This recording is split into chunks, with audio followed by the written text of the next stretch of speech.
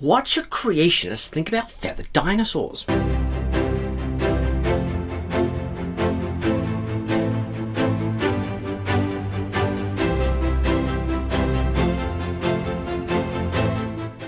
Thanks, Ken. So I've got our last topic here for discussion, and actually some of the questions that have come up in the comments there, and some of the comments as well. I think will actually get addressed in this section, which is probably why Ken skipped over some of those. If not, we can address those at the end. But we're looking at the last topic here, topic number 4: research results and creation implications. Okay, so what do we do with everything that Marcus and I have just thrown at you, right? And this is what Marcus and I have been wondering, right, for the last, however many years. Like, what do we do? And we're trying to sift through that and figure it out. And so before we can jump right into like how does a creationist think about this, it's helpful for us to kind of review, right? So where are we so far? Okay, so we have really strong evidence for feathers and feather-like structures on many different types of dinosaurs. So Marcus mentioned this in the last talk, that there's over 50 different species of dinosaurs recognized that have feather or feather-like integument on them. And we've got examples from, I listed there, China, Germany, Brazil, Canada, Russia, also some other places. And it's very consistent also with the skeletal anatomy and behavioral evidences we have in dinosaurs. So for instance, up in the right corner there, you'll see a skeleton over Oviraptorosaur. And so that's one of the dinosaur groups we find feathers on. Very bizarre dinosaurs with short faces, toothless beaks, often have crests on their heads. And here we've got one sitting on top of a nest of eggs. And those eggs belong to the dinosaur, even though originally, way back when they found the first Oviraptorid, they called it Oviraptor because they thought it was an egg thief because it was near the eggs. But now we found many more fossils where you can actually see the embryos inside and realize, oh, those are Oviraptorosaur eggs. It was actually protecting the eggs, or, I guess it could be stealing its friend's eggs or something. But, the idea is that, this animal is sitting on top of a nest of eggs. And look at what it's doing with its arms. So you can see the arms and the claws spread out to either side. It's covering up the eggs. Why would it do that? Because it's got feathers, right? If you didn't have feathers, it's a really weird position. But if you've got feathers, it's exactly what birds do, is that it's providing, a covering over all the eggs there. And I said it's also consistent with things we learn from skeletal anatomy. So this has been known for a long time. I think Mark has mentioned this before, that some of our dinosaurs, non-bird dinosaurs, have hollow bones, like some of our theropods. But there are not only that, but evidences in both our theropods and our sauropods show that there are evidences for a similar breathing system in these animals as we see in birds. So their bones are invaded by the breathing system. It's a pretty crazy setup. They're called pneumatic openings in the bones. You can see some vertebrae there. The yellow ones are from a sauropod, a Apatosaurus, one of the long-necked dinosaurs, a theropod from the family Novosauridae, and a bird, you can see there. And they've got lots of openings, holes in the bone, and open spaces in the bone for the air sacs from the breathing system to invade in there. Contrast that with our apneumatic bones up there. So you can see a deer and a cow and a monitor lizard and an alligator up there, the red ones. They do have some open spaces inside of the bones, but they aren't connected to anything. There's no holes going into there. They're not anything like the way we see the birds. And so it would make sense that, if these guys have some similar systems at play, we would expect other similar systems, right? So they've got feathers. Well, they've also got this similar breathing system.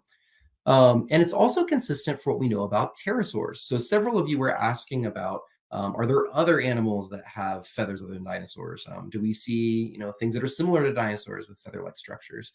And we've been learning more and more about pterosaurs. And so this is an exciting thing.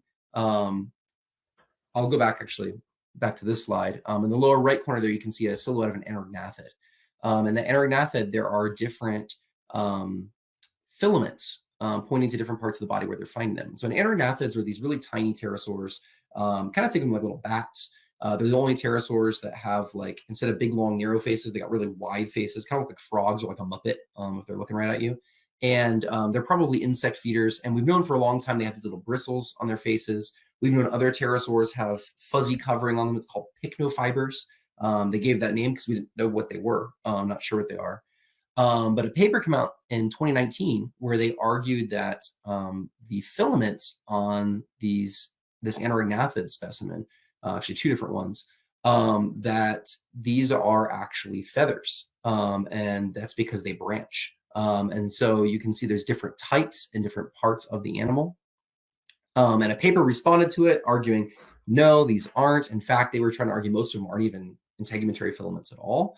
And at least one of those authors was suggesting the idea that all pycnofibers are not pycnofibers, that it's some kind of weird internal thing that's been framed because of decay. Maybe the bristles in the front of an aerognathed are real, but they said the rest of them are an artifact. But the original authors replied they had good evidence. One of the evidences is that the filaments have melanisms in them, those things that Marcus showed you that give color. You don't find that in internal fibers in the body, right? That's something you find in external integumentary structures out in the skin. And so they gave a really strong rebuttal for why these are definitely filaments that are part of the integument outside the skin. And they are also good evidence. They give good evidence that some of these are branching. There's different types. And what was really exciting was just last year, the announcement of a tapejorid pterosaur called Tupandactylus imperador. And this is a pterosaur we've known about for a while. We've gotten multiple skulls of it, different body parts and things from Brazil. And we know that has a big soft tissue crest that you can see there, kind of looks like a sail. And that's been known for a while as well. That's not a surprise, although it was really cool. But this new fossil was really interesting. It was just the crest, part of the bony part and the soft tissue part. But they did find melanisms in the crest. They were able to learn some stuff about the color, which is really cool. But they also found some pycnofibers, some of those filaments. And some of the filaments were branching and look shockingly similar to feathers. You can see some of those in the images there. To the point that if you saw this on a bird fossil or dinosaur fossil, you'd be like, yeah, of course that's a feather. But here it is in a non-dinosaur, a non-bird. This is a pterosaur, a pterodactyl, right? I talk about the whole issue of feathered pterosaurs in a paper you can read that just came out in the Mathema journal this year. But we got to start asking this question, okay, how do we think through this, right? Because today we only find feathers in birds. And yet now we're finding animals outside of birds that also seem to possess feathers, right? Now, what do we do with this, right? Do we call all these birds? Do we think that, some of these things we redetermine what the term bird means? There's all kinds of things we can do, right? Now, of course, we want to be careful here, right? Science is a constantly changing thing, just like what you heard from Marcus Ross a little bit ago, right? As opposed to scripture, which is firm, and what God has said is going to remain for all time. Science, we're discovering, right? We're learning. We realize we have mistakes. We learn things we didn't know. So I'm saying the pycnofibers and pterosaurs, they look like feathers. Could it be that they're not true feathers? I don't know, right? Maybe some of the things in ornithischians we found actually aren't true feathers. And there's been some debate about this in the literature. So this is not like a settled thing for some of these other animals like ornithischians and pterosaurs. But they do look very convincing like feathers. And it's consistent with this idea that some of these theropods have feathers, right? That these animals have more structures than we were aware of before. And that's really cool and very, very exciting. But now we got to get that question. People are wondering, whenever we talk about this, doesn't it, if our dinosaurs have feathers, even some pterosaurs, whatever, doesn't that mean that birds evolved from dinosaurs, right? Isn't that the argument? But the answer is no. Doesn't mean that, okay? Acknowledging that two creatures share similarities is not proof for evolution from a shared common ancestor, right? It could be. That's one hypothesis, right? That's a possibility. But that's not automatically the case. Now, I do want to point out, evolutionists did predict the existence of feathered dinosaurs. They said we will find these things. And then we did, right? And so people hear that, like, wow, that sounds like, like they were right. Okay. But, put on the brakes for a minute. Let's think about this. I think that those predictions could work just as well from a creationist model, right? If we took the question of biological similarity seriously and looked into it, and creationists have done this for centuries, we might be able to posit particular, what kinds of things we might think might exist as well. It's just we didn't really try, right? We didn't have people actually looking at this. And I think there are some good reasons why we might come up with the idea that there could be feathered dinosaurs even before they existed, right? And obviously we're playing this game of hindsight and everything, but I want to point out it's not just feathers on fossils that makes people think that birds and dinosaurs share similarities, right? So consider for a minute genetics. Okay, so when you do genetic studies of vertebrate animals, and these have been done for decades now, you're doing these phylogenies, consistently what they find is that birds are most similar. So here's our birds right here. What are they most similar to? Look at that guy, Alligator mississippiensis, alligators, okay? And then that group is more similar to turtles and out to lizards, and then you expand out to mammals, amphibians, and things like that. That's really interesting, right? And so if we looked at that, we might say, the most similar animal genetically to a bird is a reptile, and specifically an archosaur reptile, right? And we actually see the same thing when we look at development. This is a chart that was made by von Baer, who was this expert in developmental biology way back in the day. In fact, he was the guy who really pushed back against this idea that embryos go through their evolutionary stages, during their development, that like we are a fish and then we're an amphibian, everything as an embryo. He's like, no, that's not the case. And he's writing about this in 1850. Well, it's actually collected in 1853. But you can see here, it almost looks like a cladogram, right? Almost looks like an evolutionary tree right there. And his birds, he says, develop most similarly to reptiles. So if you actually break it down, right, you have animals with gills, animals without gills, right? And when you watch their embryonic development, the mammals are all more similar to each other than they are to other things. And the birds and reptiles are more similar to each other than other things. And so if we are paying attention to the patterns we see in comparative anatomy, in fossils, in genetics, in developmental biology, we would say, yeah, birds have similarities with reptiles, and specifically archosaur reptiles. And so knowing that, if we discover archosaur reptiles that have even more traits in common with birds, right? So for instance, like we talked about the hollow bones and the air sacs that are invading the bones, we might guess, yeah, I wonder if they might have had feathers. And we just did that without being evolutionists. We just sat there and thought through it by thinking about homology and all these different pieces of evidence we had as creationists. And we'd say, yeah, no, I could imagine there being some reptiles out there that have feathers. Acknowledging that two creatures share similarities is not proof for evolution from a common ancestor, right? Sometimes I see creationists that are so scared of sounding like evolution that they'll run completely opposite direction, where you get that pendulum swing, right? So they'll say, oh no, monkeys and humans share nothing in common. Well, obviously that's not true. We both have blood, we have lungs, hearts, DNA. Like we actually have a lot in common, right? Obviously we're distinct. We're not in the same created kind. Acknowledging that two things share similarity doesn't automatically prove evolution. And when we act like it does, we're actually giving a win to the evolution side, right? Because what we're saying is biological similarity is proof for evolution. Hey, that's not what we want to say. Creationists need to do some philosophy, right? We need to think through these things. We need to acknowledge what's in front of us and think through it from biblical creationist perspective. And there's many creationists out there trying to do that. And they sometimes disagree and come to different conclusions, and that's okay. That's how science works. But the point is we don't have to be scared, and we can genuinely look at things and make hypotheses and predictions and all kinds of fun stuff. So let me show you an interesting example. What is this fossil? Okay, this is BMM 500, called the Solnhofen specimen. It was collected in the 1960s from near Eichstätt, Germany. Okay, and so we can ask that question, who's that Pokemon, right? What is this thing? Okay, it's Archaeopteryx.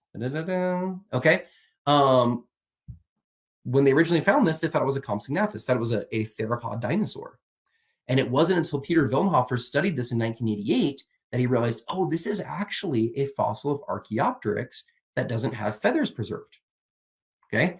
And so why did the original collector think that this was a dinosaur? Because when you take the feathers off of an Archaeopteryx, it looks like a dinosaur, right? In fact, this point was made by John Ostrom back in the mid to late 1900s, before we were finding the feathered dinosaur fossils from China and stuff. He said that if not for the feathers, it's probable that Archaeopteryx would have been classified as a dinosaur. Oh, and by the way, it's not the only time it's happened. There's actually another specimen of Archaeopteryx called Eichstadt specimen that was also considered a dinosaur first before it was recognized as Archaeopteryx.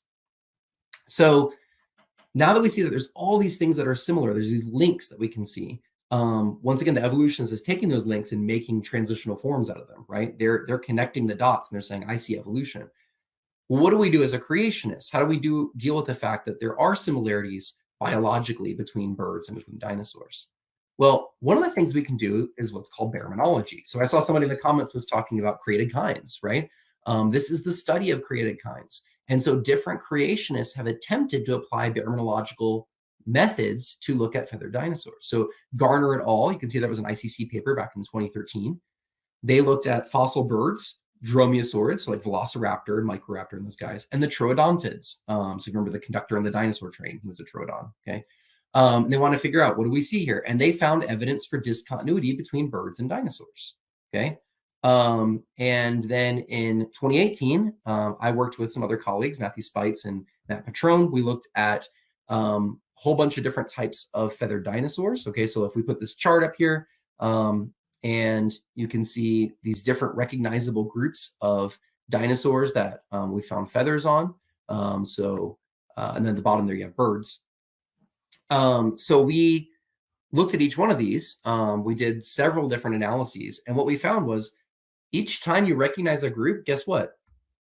It looks like a created kind, right? There's a reason that we recognize therizinosaurs, different from ornithomimosaurs, different from, dromaeosaurids or things like that. Yeah, because these are distinct, discrete created kinds. There's different species within, different varieties within the created kinds, but the created kinds look like they have pretty good boundaries, okay? And so we found in a few cases, like with troodonts and dromaeosaurids, these might be in the same created kind, but, they might not be, okay? And that's for further work to try and figure that out. But that's really cool. We found discontinuity between these different types of feathered dinosaurs, as well as discontinuity between birds and these different feathered dinosaur groups. And that's really exciting because that means the story of a general unbroken continuum from a small meat-eating dinosaur to a modern bird, that's a myth.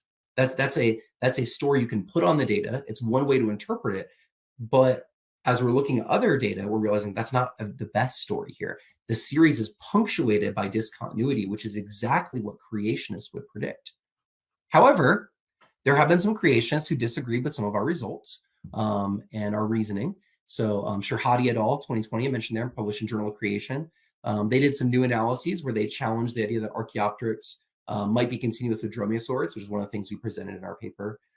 Haynes, 2022, in Answers Research Journal, argued that Archaeopteryx has nothing in common with dinosaurs and is obviously a bird. And those are direct quotes from there. Marcus and I are actually writing a response. We did write a response. It's going to be published very soon, probably this month. We'll see, in Answers Research Journal, responding to Dr. Haynes's paper. And so this is an active area of creationist discussion and research, and that's good. It's okay for us to have different opinions as creation scientists. That's how science works, right? We learn from each other and realize, oops, I was wrong or you were wrong, and we learn new things as we go along, and that's exactly how science should work. So now that we looked at the science side of things, let's start thinking about the scriptural side of things, right? Are feathered dinosaurs inconsistent with the Bible, right? Well, I would suggest to you, no. Now, some people say, well, hold on, what about the days of creation, right?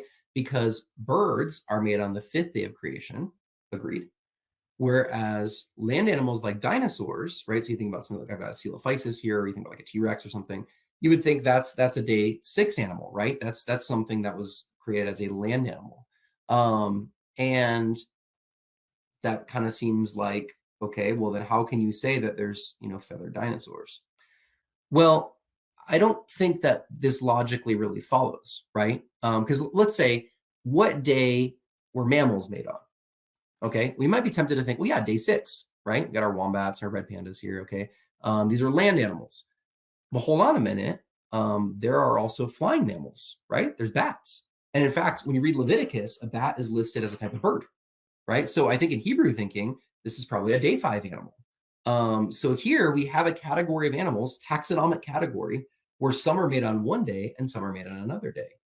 So I don't have a problem with some dinosaurs being made on day 6 and some being made on day 5, or some feathered things being made on day 5 and some on day 6, right? Just like there's some furry things on day 5 and some furry things on day 6.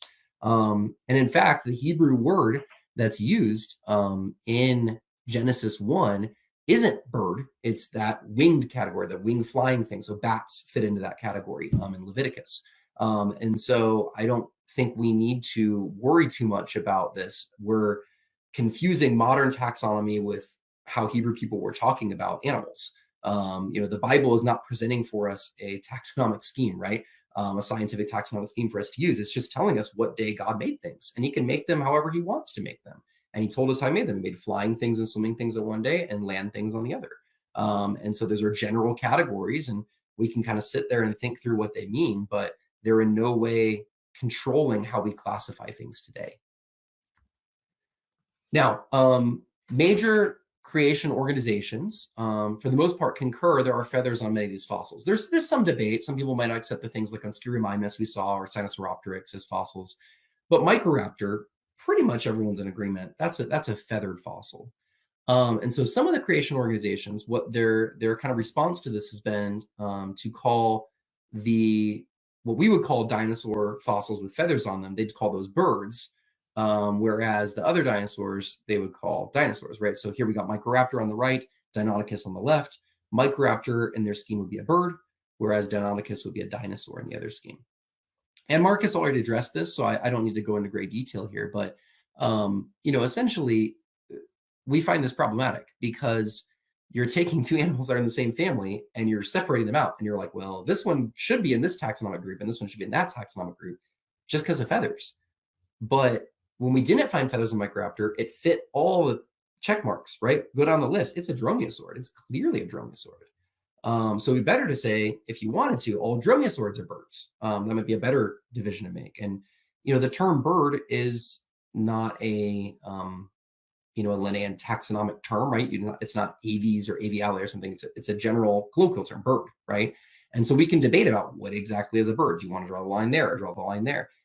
But that's just a semantics question, right? The truth is, when you look at the comparative anatomy, actually look at the animal, Microraptor is clearly the same kind of basic creature as something like a Deinonychus. And anybody who's doing detailed work on these is going to agree that, yeah, there's a ton of skeletal similarities here that would link these two things. So as we're thinking through this topic, what I want to suggest to you is that the reason we struggle with this a lot is because we come to the table with lots of assumptions, and we all do this, right? This is that whole question of worldview and paradigm and all those kinds of things. And I think sometimes as creationists, we talk a lot about worldview and about assumptions and stuff, and we're really quick to like point it out on the other side and not to look at ourselves, right? We come with assumptions. We come with baggage. We look at the world today, and there's these very discrete groups, right? There's mammals, and there's birds, and there's reptiles, there's fish, and there's amphibians. You see these different colored circles or colored ellipses there. And we don't see things that are kind of like a bird and kind of like a reptile, right? Or kind of like a mammal and kind of like a reptile.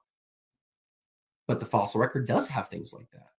And so an evolutionist looks at this and they make a tree, right? They're like, oh, I see fish going to amphibians and then reptiles and then splitting up. Yeah, that's one way you could interpret it, right? But that's inconsistent with scripture. And it's not the only way to interpret it.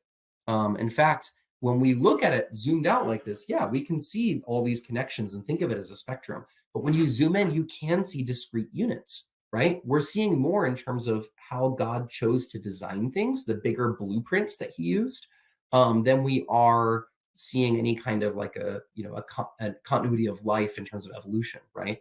The scriptures are very clear that God created different kinds of animals during the creation week. And I think that is what we see. When you actually do the Baraminology, you see discrete kinds of feathered dinosaurs, which is what you'd predict as a creationist, not what you'd predict as an evolutionist. And so if you want to learn more about this, you can also check out my 2020 paper with E-Origins, where this figures in there, and lots of other fun discussion about feathered dinosaurs. But I just want to conclude with that comment that all of this kind of work really challenges our assumptions, and it kind of flies in the face of what we expect. But that's always what science has done, whether it's combining electromagnetism or looking at quantum mechanics or relativity or how we think things work inside our bodies, right? There's all kinds of surprises. Every generation comes up with new scientific surprises, things we didn't know. And at first we're hesitant. We're like, oh, I don't know what to do with that. But then we realize, hey, we're looking at something new here. This is exciting. This is what God made. And it's not incompatible with the Bible at all. It's a really, really cool, exciting thing. Okay, thank you, Matt. Let me just put you all back up here. Okay, if there are any other questions, then go ahead and stick them in. I've got a couple here. So here's one. And I think we already sort of talked about this, but go ahead and whatever you guys want to have to say about that. I mean, yeah, I think a lot of these feathered dinosaur fossils are construed by evolutionists as being transitional forms. But they're bringing that paradigm with them to look at the fossil record, right? They're expecting to see transitional forms. And this is where I think Kurt Wise's terminology is really helpful. We talk about as creationists, we say there are animals that are morphological intermediates, right? So that'd be like something like Archaeopteryx, where we'd say, yeah, it's got some traits of reptiles and some traits of birds. But just because something is a morphological intermediate doesn't mean that it's actually something evolving into something else, right? God made a plethora of living things, right? And he used design patterns that we can see, especially I mentioned development, right? Every animal's got to grow from a single cell, right? So there's got to be similarities between creatures. That's not shocking. We would expect to see, different spectra that we could draw, right? And animals following along those lines.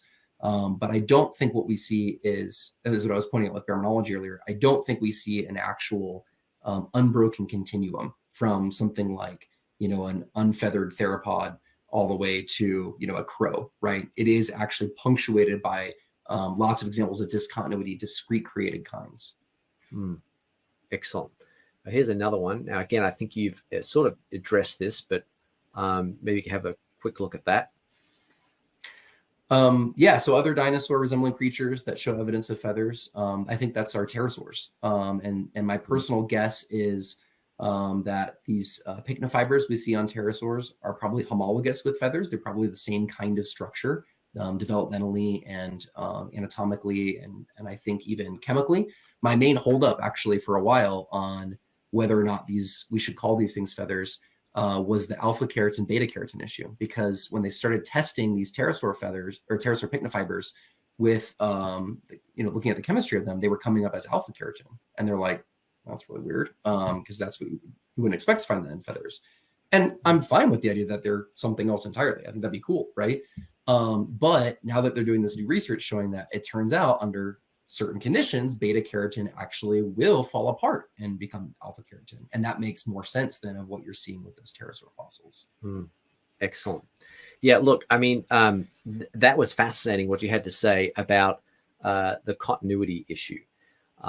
I think that's really, really important from a creationist perspective, because we've traditionally, as creationists, had this concept in our mind of great levels of discontinuity between different organisms.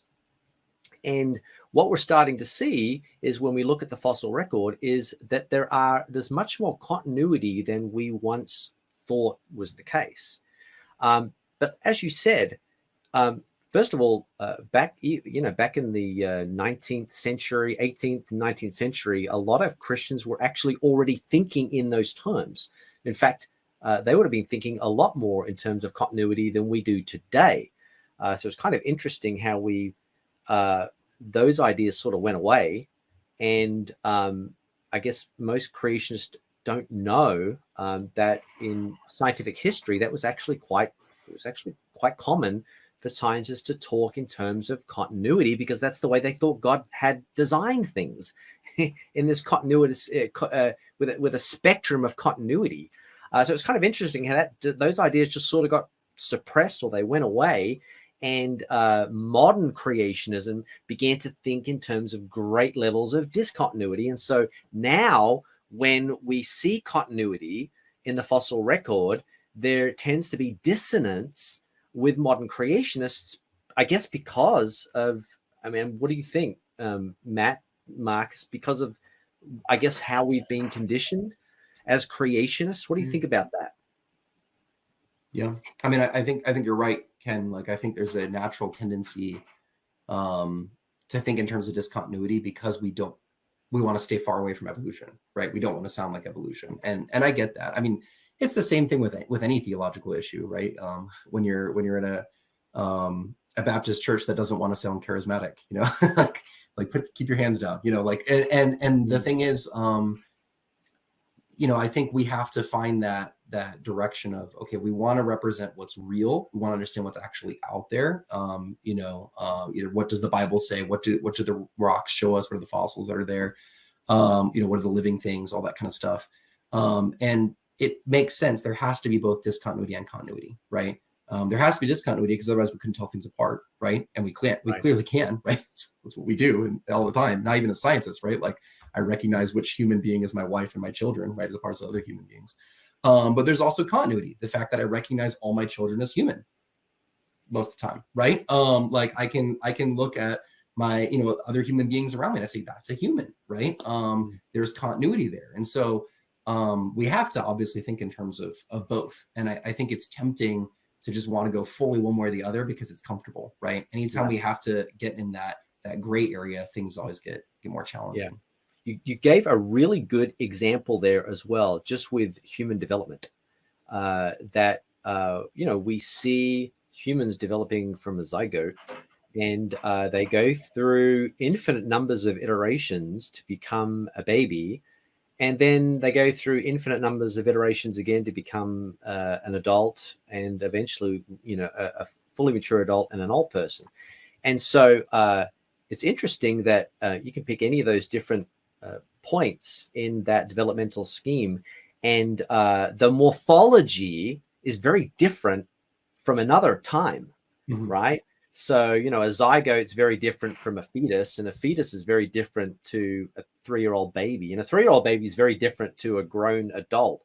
So here you have these very different morphological shapes all together in a continuous developmental series that God created and ordained. And so there we see continuity in developmentalism, which is obviously God's blueprint. So I think that's really interesting. And what do you think? Can we use something like that as an analogy for life in general? People have tried to do that throughout the history of science. You see that coming up again and again. There's a really cool paper. I suggest people check it out if you're interested in this topic at all. It's by Kurt Wise. It's published in Journal Creation Theology and Science. And the paper is called Ontogeny as a Diversification Analog. And the whole paper kind of has that kind of language. But I think if you read it and read it and read it again, he's got some really interesting ideas there about links between the way we watch, you know, creatures develop from, you know, an embryo and how we think about the created kinds diversifying within their boundaries. But obviously there are differences, right? Because with you know, ontogeny, with growth and development, right, it truly is a spectrum. Like, there's no point where you can, like, yeah, you can say this is the 2-month mark and this is the 2-year mark and things, but like, it's not like you're watching your kid and you wake up the next morning, you're like, oh wow, yeah, that's a transition, right? Like, it's that slow gradual thing, and suddenly you're like, oh wait a minute, I missed it. Like, when did they do that? And I think that's very different ultimately from what we see when we look at the full so what I'm looking for, spectrum of life, right? That yes, I can think of a spectrum in terms of all the animals, from worms to, you know, amphibians to mammals and that kind of stuff. But I can also go in and say, like, you know what, aardvarks, very distinct. Like, this is a clear group. There's just nothing else like this kind of thing. And even when we throw in the fossil animals, like, we're still seeing those clear boundaries. Sometimes the boundaries are harder to see. Sometimes we may redefine the boundaries as we find new things, but those boundaries are there. Yeah, good. Yes. So continuity, something that we've discussed a lot of, but discontinuity is also important. And we know that's important because, you know, God says he created kinds, which seems to indicate discontinuity. And he also brought those kinds to Adam to name.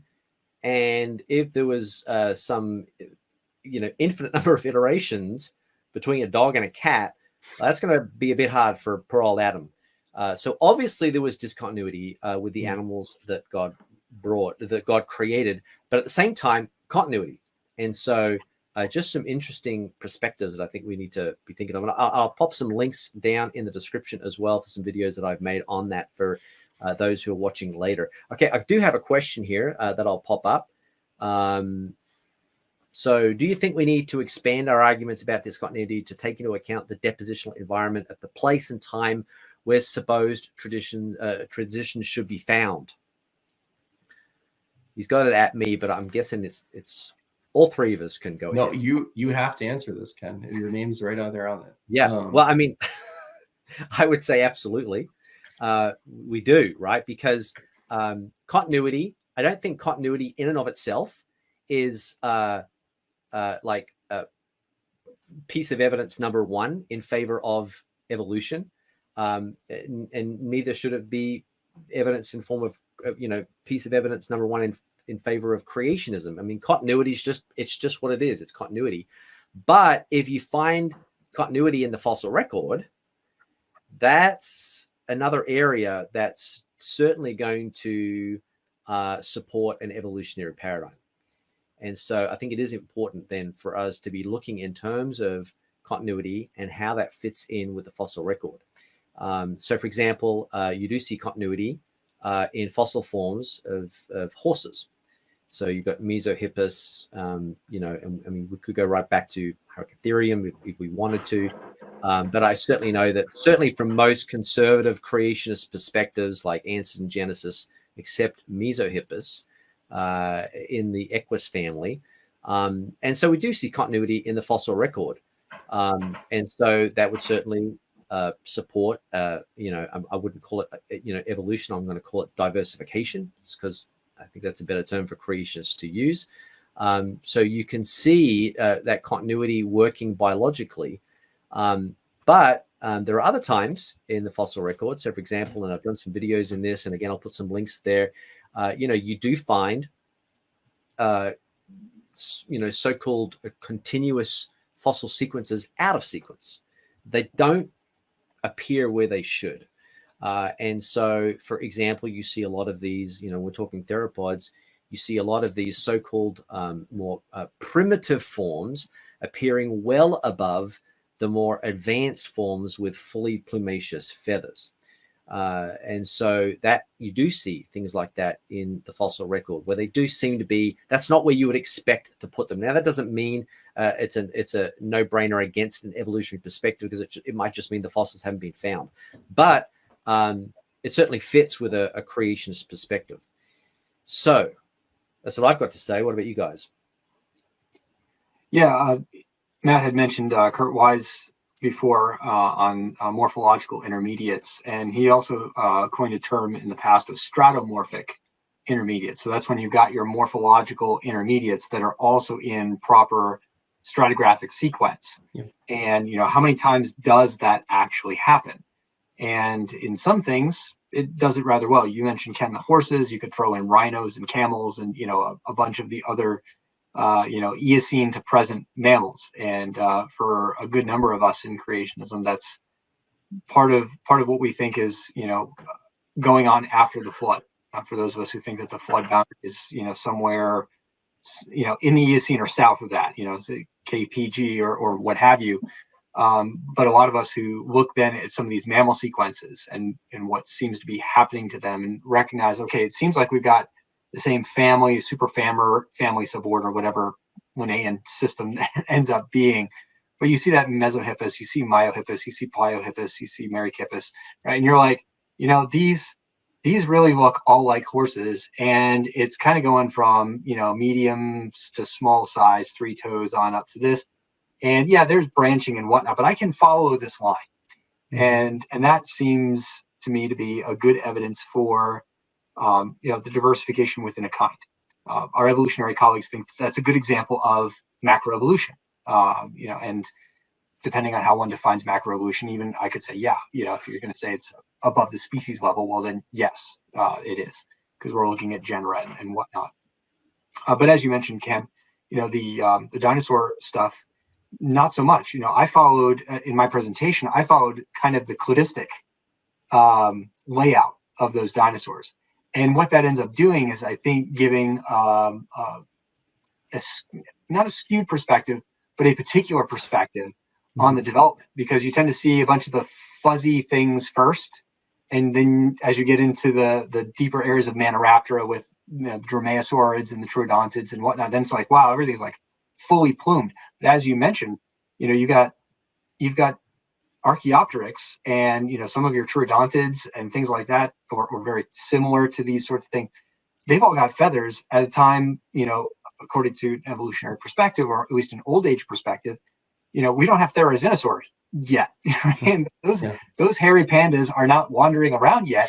And yet we've got fully plumed dinosaurs and avialans and whatnot. So, if I were to redo this presentation, one of the things that I might do is go, okay, well, let's look at it as stratigraphic set and track these things all out. And it's like, wow, all right, so I've got the squirrel mimic and I've got Archaeopteryx, and they're together and it looks like an ecosystem, right? It doesn't look like an evolutionary sequence. It looks like an ecosystem.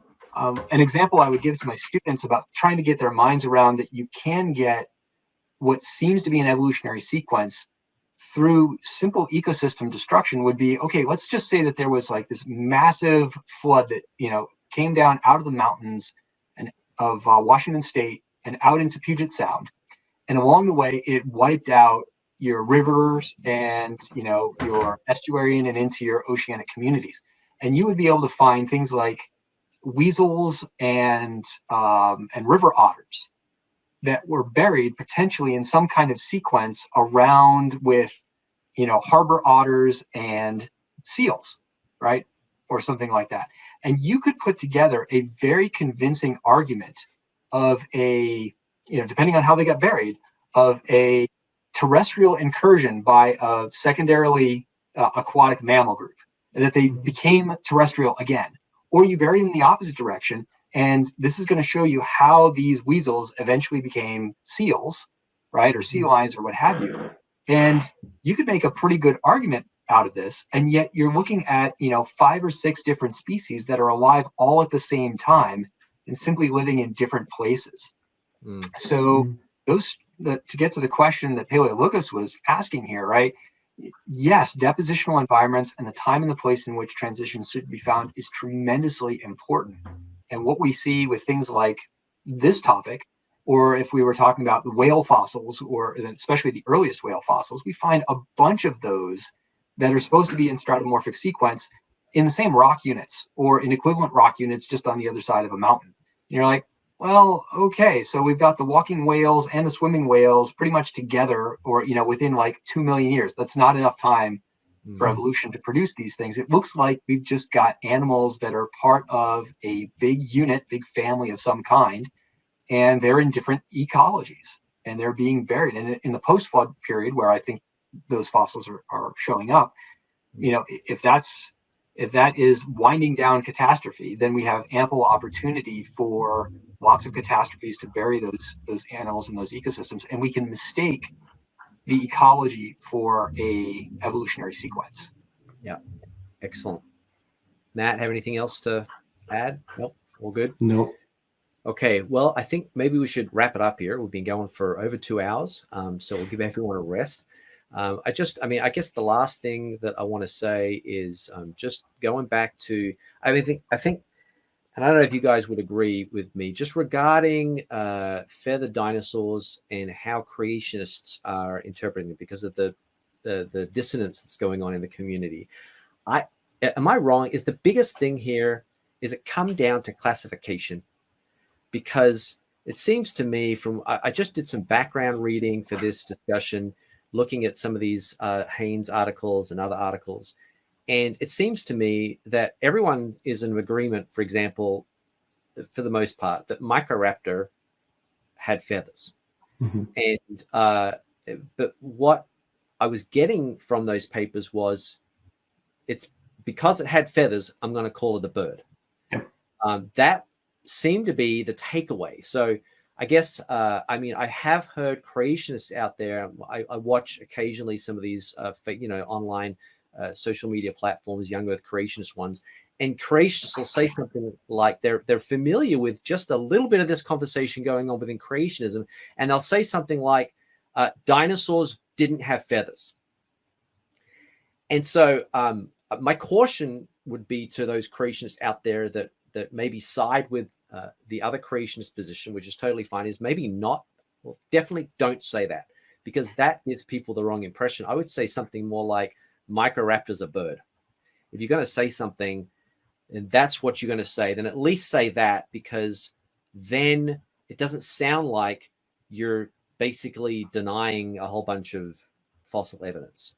So I think it's good, this discussion, for us to kind of get an idea for, what's going, all about feathered dinosaurs, and, what are the kind of the fundamental issues here.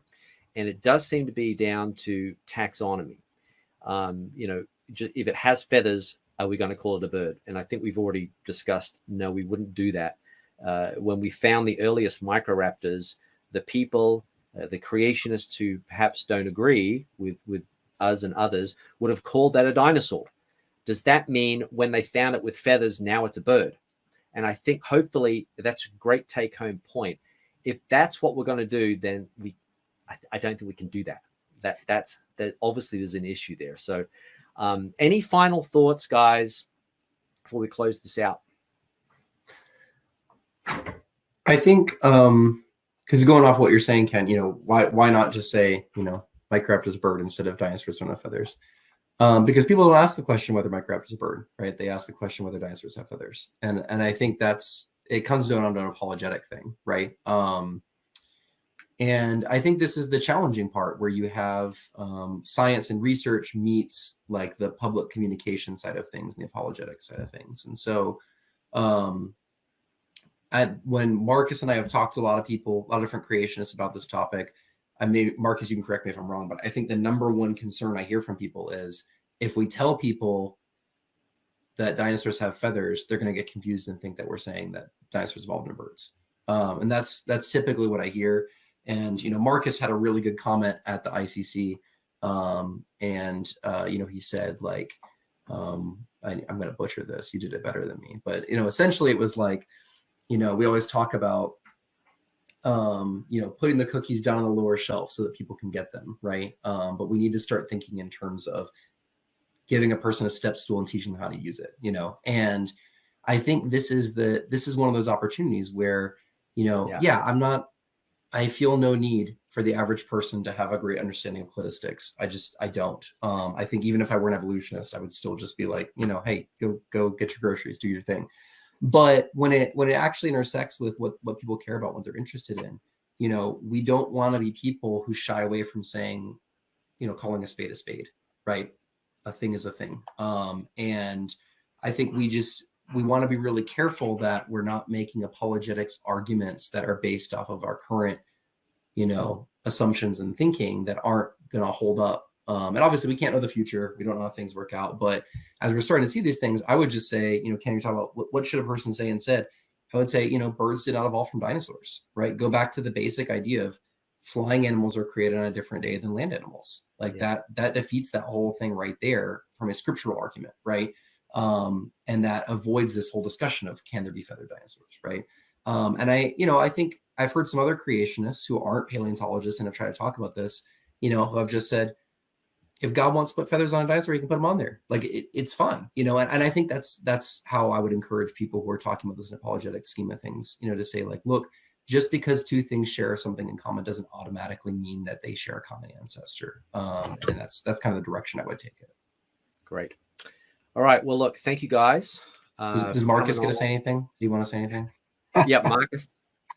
I don't know. You had my line from ICC, so that that was pretty good. And yeah, no problem. But I resonate with a lot of the same thing. We travel in a lot of the same circles. We talk to a lot of the same folks. But also when we're talking to the folks, at church, and my wife's trying to tell them, like, hey, there's been this big controversy or what have you, and they look at it like, why?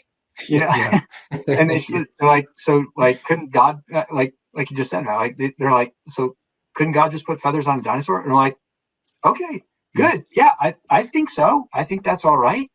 And it's all right for dinosaurs to have more things in common with birds than lots of other things, including feathers. As Matt said, we've got plenty of genetic evidence that birds are far more similar to certain types of reptiles than they are to other types of things.